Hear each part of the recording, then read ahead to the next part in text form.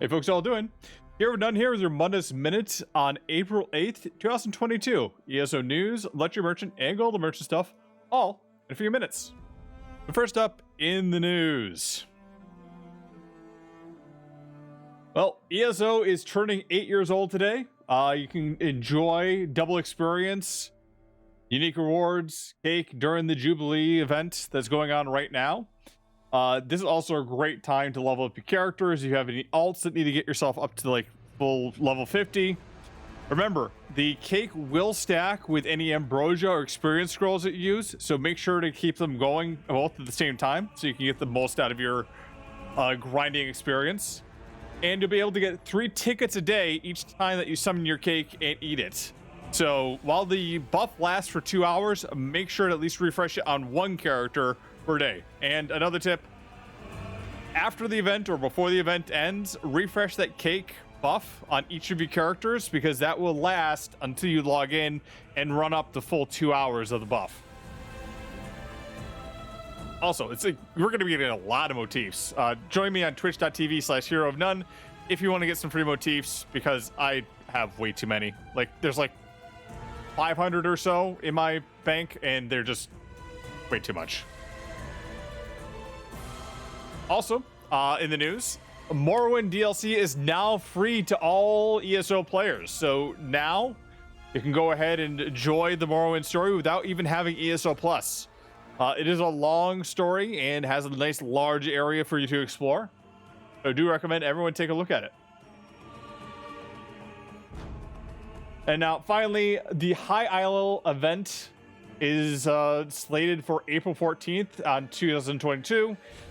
Turning to twitch.tv/Bethesda to be able to take a look at the new chapter and the DLC that's coming out on June. I have to say, this is going to be a nice one, I think. We got a lot of new things coming from what they've teased out already. We're going to get to take a look at a Breton area for once, and an actual island archipelago. We got a new card game coming, and several new items coming in on top of that, it seems, with a story that doesn't involve just Daedric intrigue trying to take over the world. No, this is going to be more political from all the previous they've given so far. Also, during this event, you're going to be able to get Ouroboros crates and a purple torchbug pet, so make sure to tune in. Now, let's take a look at the luxury merchant and the golden merchant for this week.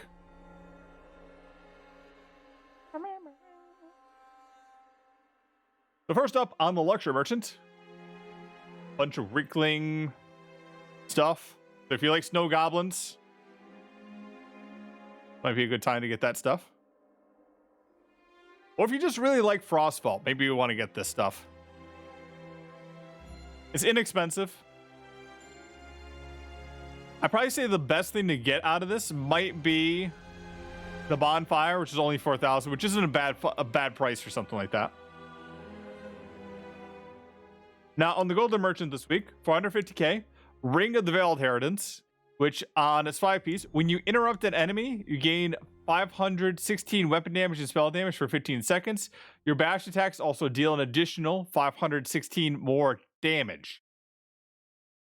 This would be interesting for a bash build, which did get a boost and a nerf last patch. I haven't seen too many of them inside a Citadel, but make sure that you're not in the no CP campaign if you're trying to use this type of build. It won't work. And for 150k, the Ring of the Hyssop on the 5-piece. After being hit by a disabling effect, immobilization, or snare, you heal 2040 health every 1 second for 5 seconds. The effect can be applied once every second, but cannot stack. Interesting set. I think he has CP things that could boost this, but really it's not great for PvE and PvP. I think you want to have a bit more damage instead. For 250k, you can get an Ebbin Ring, which increases that max health by 1,000 for you and 11 other group members within 28 meters of you. I'd say this is pretty marginalized at this point here.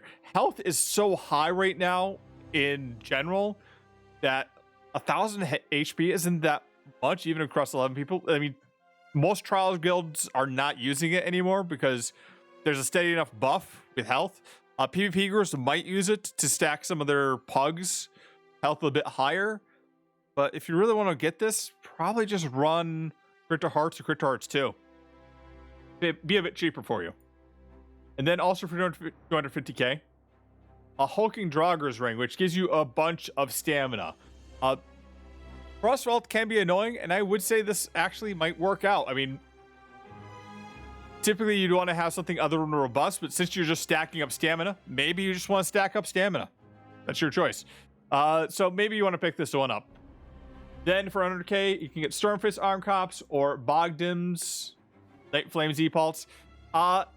Again, I've been kind of taking a different stance on this lately. If you don't want to waste the keys trying to get the RNG to get all your pieces that you're trying to get for your sticker book, maybe pick these up. It is easier now to spend the 100k than it is to run a dungeon and you waste that one key roll, and when you could be using it inside of a DLC chest instead. But again, that's all to you folks. I'll leave it to you for you to decide. Make sure to follow me on Twitter and on YouTube's at Hero of None. We're gonna be doing giveaways every Friday this month because, like I said, I have way too many motifs inside my bank.